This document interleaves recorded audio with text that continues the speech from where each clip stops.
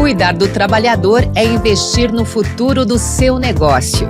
E foi pensando nisso que o SESI criou um canal oficial para você se atualizar sobre as principais estratégias que estão sendo adotadas em saúde, segurança e bem-estar nas empresas.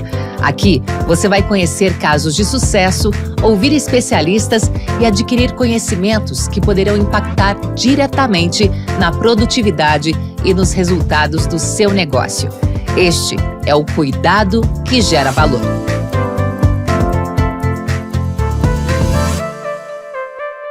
Seja muito bem-vinda, muito bem-vindo ao Cuidado que Gera Valor, uma iniciativa do SESI que hoje vai tratar sobre atenção primária à saúde. O foco é esse, mas a gente vai falar de outras coisas com a Amanda de Souza Silva, que é médica endocrinologista, mas hoje ela é gerente de promoção de saúde e qualidade de vida da Aberta Saúde, que é uma operadora de autogestão do grupo ArcelorMittal. Muito bem-vinda ao Cuidado que Gera Valor, Amanda. Muito obrigada pelo convite, pela oportunidade para a gente bater um papo e esclarecer, né, alguns conceitos que são super importantes aí quando a gente fala de saúde. Falando de conceito, vamos começar pelo principal aqui. O que é atenção primária à saúde? Atenção primária à saúde, quando a gente fala, é uma forma de organizar um modelo de atenção à saúde, no qual a gente pressupõe, né, que ele tenha 4 atributos principais. Que ele seja a primeira porta de entrada do beneficiário, do paciente, né, que a gente fala. Ou seja, toda vez que ele precisar, ele tem o acesso, né, ao serviço de saúde de uma forma integral. Ele tem que ter uma integralidade de fazer todo o cuidado em todos os níveis, desde a prevenção, promoção, reabilitação, tratamento e às vezes até em níveis mais complexos. Coordenação do cuidado, também é um outro atributo super importante quando a gente fala em atenção primária, porque aí tem toda uma jornada, né, do paciente dentro do ecossistema de saúde de uma forma mais precisa, eficiente. E também a longitudinalidade, que é a garantia da continuidade do cuidado. Agora, como que a gente define uma atenção primária de qualidade que gere um desfecho adequado para o paciente?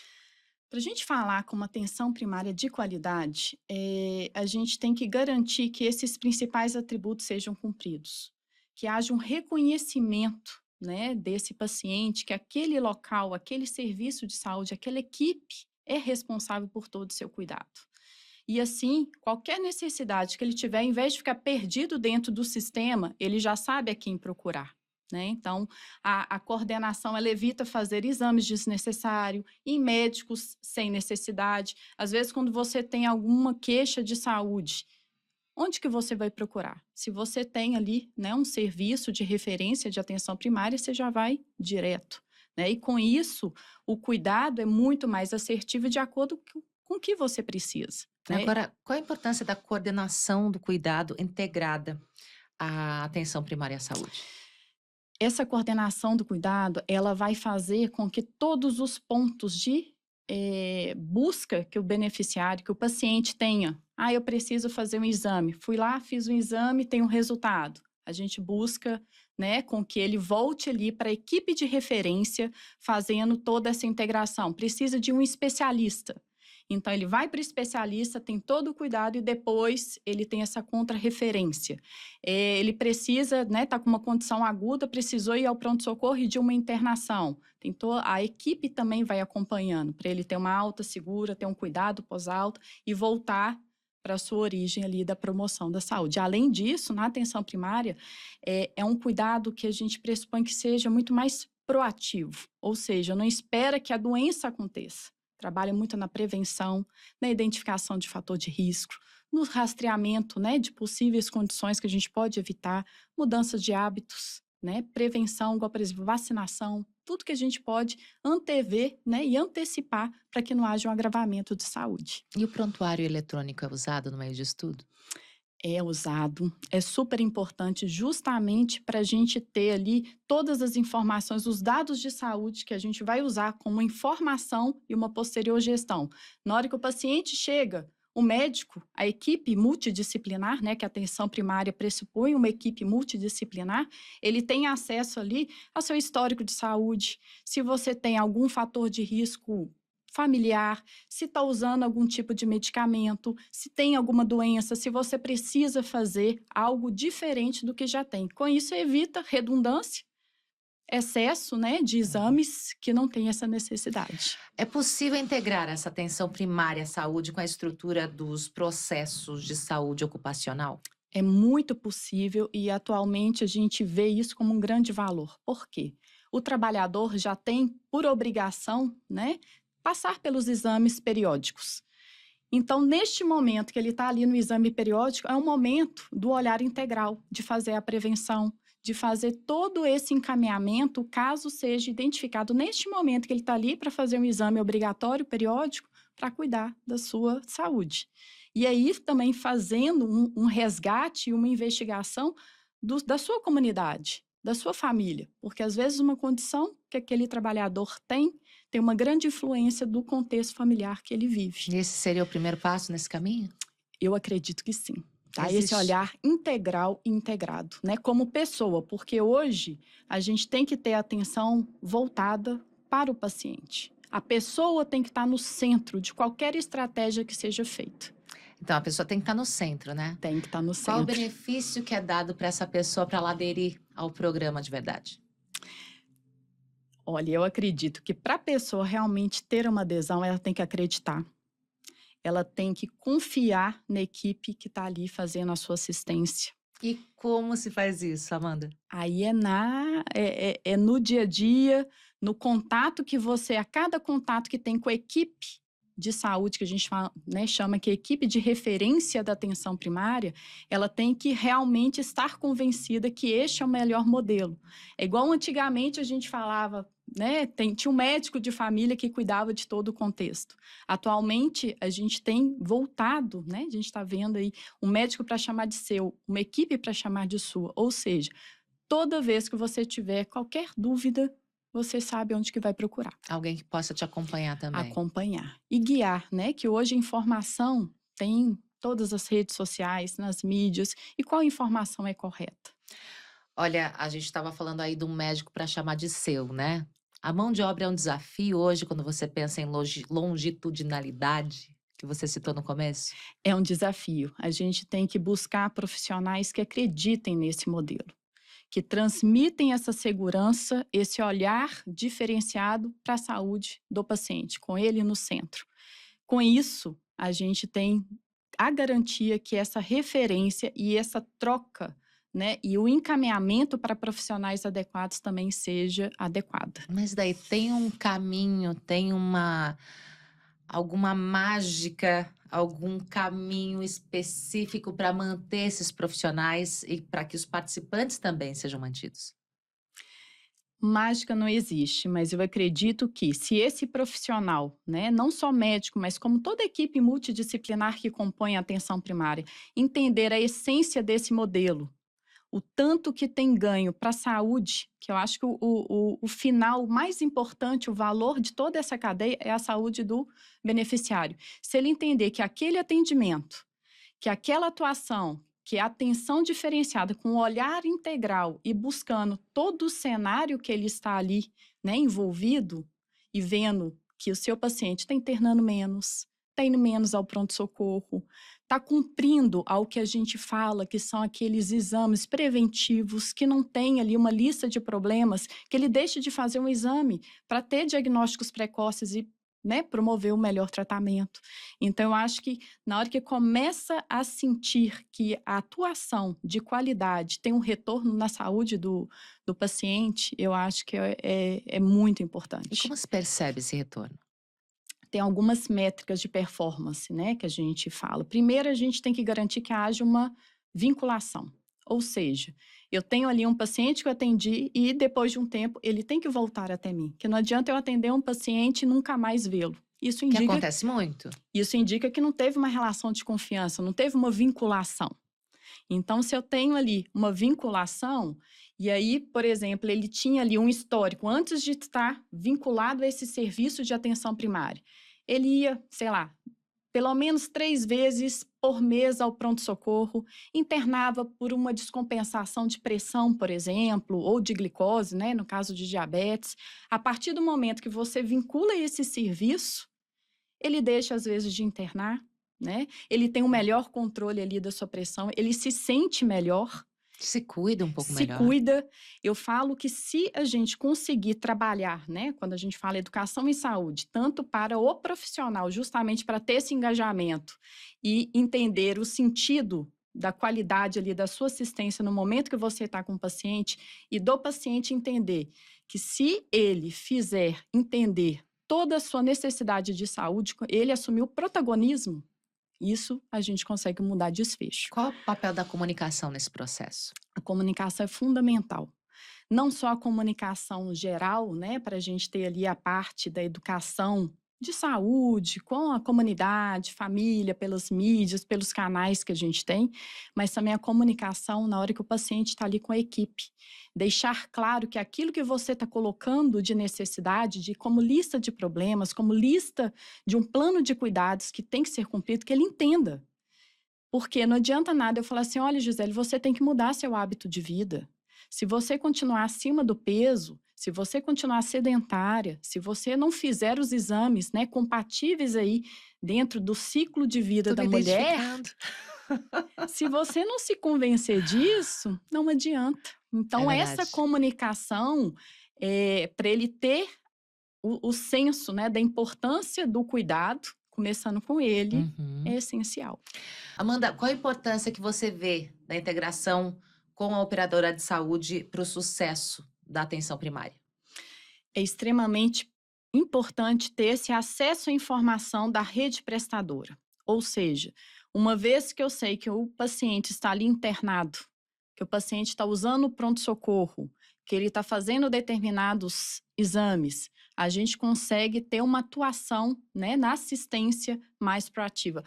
Dando um exemplo muito simples de como que isso é um valor. Você tem ali uma população que você está como responsável pelo cuidado dela. Uhum. Então, você sabe quem são essas pessoas, qual é o perfil epidemiológico, qual é o perfil de doenças, faixa etária, tudo que é esperado ali dentro daquela população, né? Você tem a identificação desses fatores que ela tem. Então, Uhum. você já tem aquela população que você acompanha ao longo do tempo, né? Todo esse cuidado dentro da Uhum. longitudinalidade, da coordenação do cuidado, do olhar integral. E aí, por um acaso, você tem ali um acompanhamento, né, o prestador, você tem a chance de ver que ele está internado, através ali de autorizações, de alerta. O que que a equipe que está ali da atenção primária, que é a responsável pela saúde, falou: opa, meu paciente internou. O que que aconteceu com ele? É alguma condição que eu consigo atuar junto a essa rede prestadora para a Uhum. gente ter uma alta segura, ficar menos tempo internado e com que ele retorne depois ao serviço de atenção primária para a gente dar essa continuidade do cuidado? Uhum. Se a gente não tivesse informação, como que a gente faz isso? Então, às vezes, vai vir de uma forma demorada. Então, quanto mais a gente tiver essa troca, mais efetivo é, porque a gente tem como atuar precocemente dentro dessa Você saúde. tem alguma sugestão para que essa troca seja agilizada, essa troca de informações seja agilizada? É primordial com que haja essa referência, né? Quando você tem ali uma rede prestadora, parceira. Hoje a gente tem uma grande questão que é um ponto que não pode ser esquecido, que é a LGPD. Né? Então, tem toda uma série de proteção de dados que não pode ser compartilhado de qualquer forma. Mas quando você tem uma equipe de saúde de referência, né, e uma rede prestadora parceira, essa comunicação pode ser viabilizada. E Equilibrando com a LGPD. totalmente não pode fugir, né, das premissas mesmo, porque são dados sensíveis. Então, tem que ter todo esse cuidado. Na hora que tem essa parceria, que tem esse ajuste de como que a informação tem que chegar para a equipe responsável por esse cuidado, e aí deixando bem claro, a equipe que tem que ter acesso a esses dados é a equipe de saúde, Uhum. né? Que também tem como ética profissional o sigilo à informação. Agora você está falando da equipe de saúde, né? Você trabalhou muito tempo como médica, endocrinologista, essa é a sua formação, você já atuou. E, se não me engano, eu olhei seu currículo há 11 anos, você já está numa função de gestão, né, de gerente de promoção da saúde e qualidade de vida da Aberta Saúde, que é uma operadora, como eu falei, de autogestão do grupo ArcelorMittal. Como você fez essa ponte? Como você atravessou essa ponte, né, de atender paciente para entrar na área de gestão? Então, Que eu acho que é, tem muita gente que ouve a gente, algumas pessoas podem estar ouvindo a gente que estão interessadas em fazer nessa uma migração é para uma gestão. é uma transição de carreira, né? Então, assim, que no consultório, né, do dia a dia ali do médico, você tá ali com o paciente e tá atendendo a necessidade individual.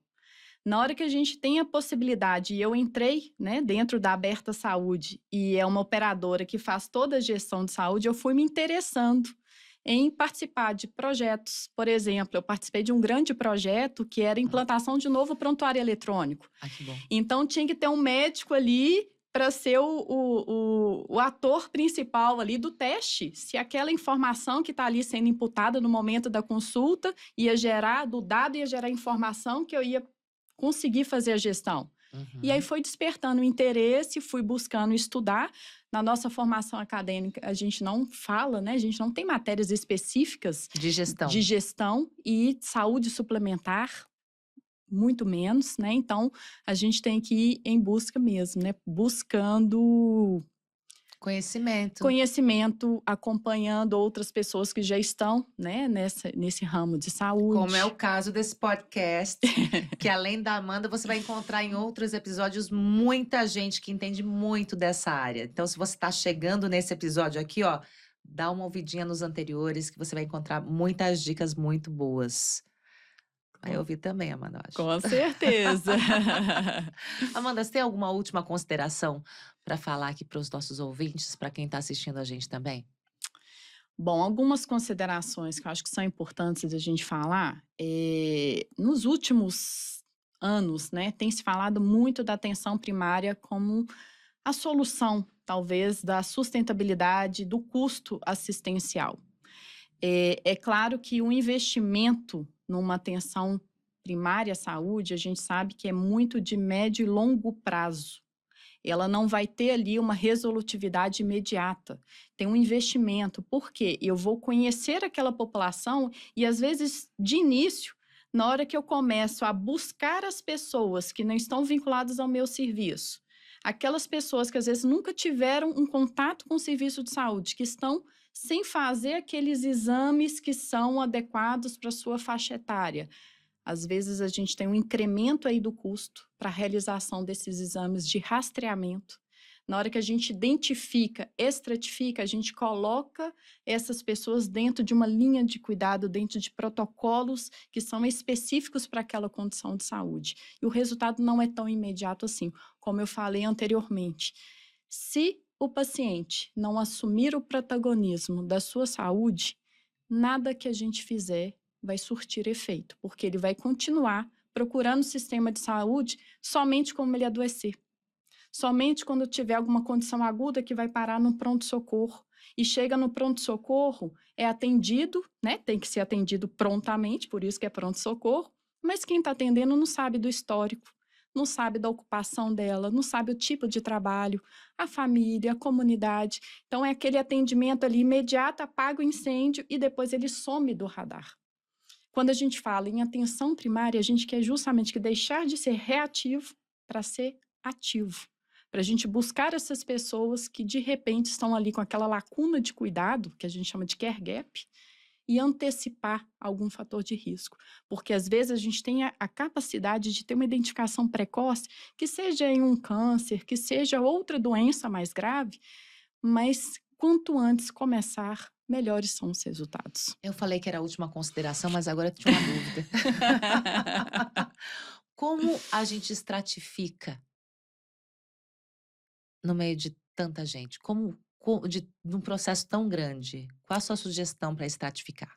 A gente pode partir de questionários em saúde, né, através de ferramentas com autorreferido, através de modelos preditivo, ou seja, existe aí inteligência artificial que, de acordo com a utilização, ele já começa a fazer essa estratificação e coloca no radar entra na linha ali, opa, deixa eu puxar esse paciente para entender o que está acontecendo. Na hora que a gente vê, aí vai colocando ele na caixinha. Ah, é um paciente de baixo risco.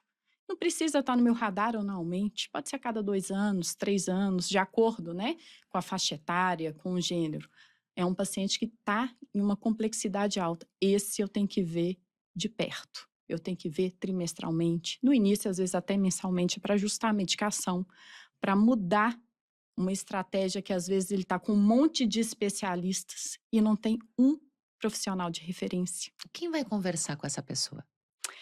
Hoje, dentro da atenção primária, a enfermagem, a equipe de enfermagem tem uma grande importância, tá? Porque para fazer esse acolhimento, em geral, nos grandes serviços, esse acolhimento, essa busca ativa é feita por essa equipe de enfermagem, né? Equipe de saúde.